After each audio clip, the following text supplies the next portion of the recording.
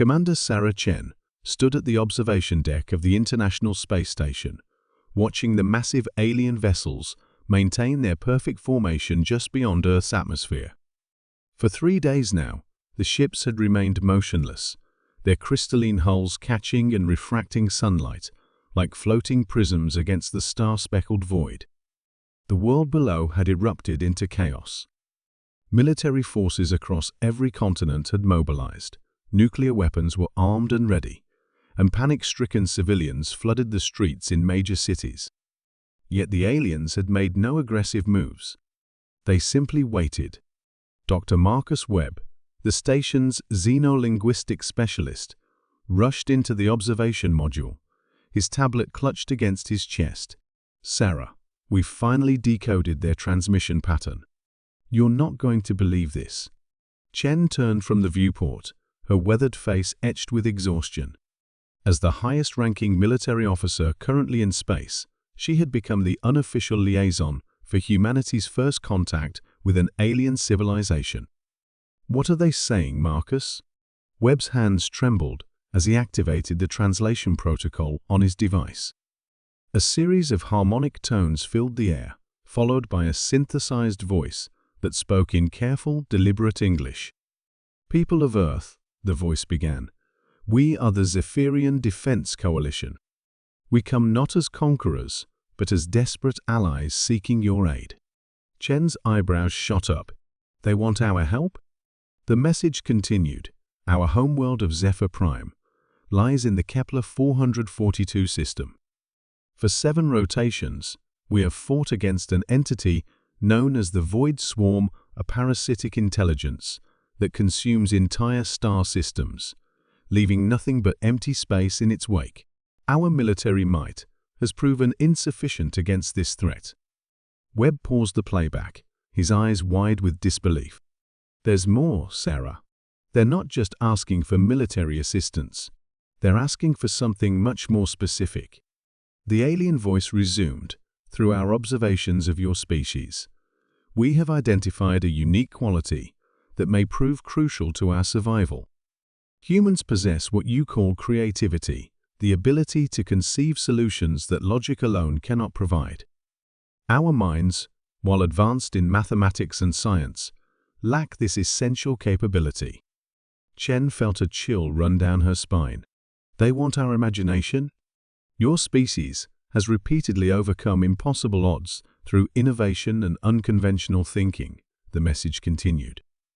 "We have studied your history, how you defeated larger armies through guerrilla tactics, how you survived ice ages by adapting, how you turned your planet's challenges into opportunities for growth. The Void Swarm follows predictable patterns of consumption. We need minds that can think beyond patterns." Dr. Webb pulled up holographic displays showing the alien fleet's composition. "Sarah, look at this analysis. These aren't invasion ships, they're evacuation vessels. And there," he pointed to smaller craft positioned defensively around the larger ships. "Those are the remains of their military fleet. They're refugees." The alien transmission provided coordinates and tactical data about the approaching Void Swarm. The entity had already consumed 17 star systems in their galactic sector and was moving toward both Zephyr Prime and, eventually, Earth's solar system. "The swarm will reach your system in approximately 47 of your years," the voice explained. "But it will consume our world in mere months. We offer an exchange, our advanced technology and scientific knowledge for your strategic creativity and innovative thinking. Together, we may forge a defense that neither of our species could achieve alone." Chen studied the tactical readouts, her military mind racing. The Zephyrians possessed energy manipulation technology that defied human understanding, faster than light travel, and weapons that could reshape matter at the molecular level. But they fought like ancient armies in rigid formations, following predetermined strategies that the Void Swarm had learned to counter. "Marcus, can we verify any of this?" Webb nodded, pulling up deep space sensor data. "The gravitational anomalies they described are real. Something massive is moving through space in their direction, and it's heading this way too. Whatever this void swarm is, it's not a fabrication. Over the following hours, Earth's governments engaged in frantic negotiations. The aliens shared detailed technical schematics and star charts, proving their technological superiority while maintaining their non-aggressive stance. They even demonstrated their advanced medical technology by curing a terminal cancer patient in Johannesburg, simply as a gesture of good faith. The breakthrough came when General Harrison, speaking from the Pentagon, posed a question that had been troubling military strategists worldwide. If you're so advanced, why haven't you tried guerrilla warfare against this swarm? The alien response was immediate. We do not comprehend this concept. Please elaborate. It was then that humanity realized the true nature of the exchange. The Zephyrians, for all their technological prowess, thought in absolutes. They could calculate the most efficient attack patterns and design devastating weapons, but they couldn't conceive of fighting dirty, of using deception, of turning weakness into strength. Dr. Sarah Martinez, a game theorist from MIT, suggested something unprecedented, a joint military academy in space, where human tacticians would work alongside Zephyrian strategists.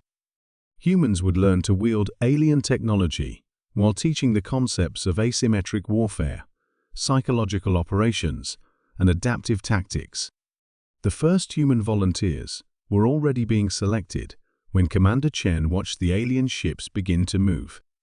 But they weren't departing, they were repositioning into a defensive formation around Earth. "Commander," Webb said, looking up from his latest transmission, "they're asking if they can establish a temporary base on the Moon. They want to start the collaboration immediately." Chen smiled for the first time in days. "Tell them yes. And Marcus? Ask them if they've ever heard of something called the Trojan horse. The war against the Void Swarm would not be won through force alone, but through the marriage of alien science and human cunning." As the two species began their unprecedented alliance, both races prepared for a battle that would determine the fate of countless worlds.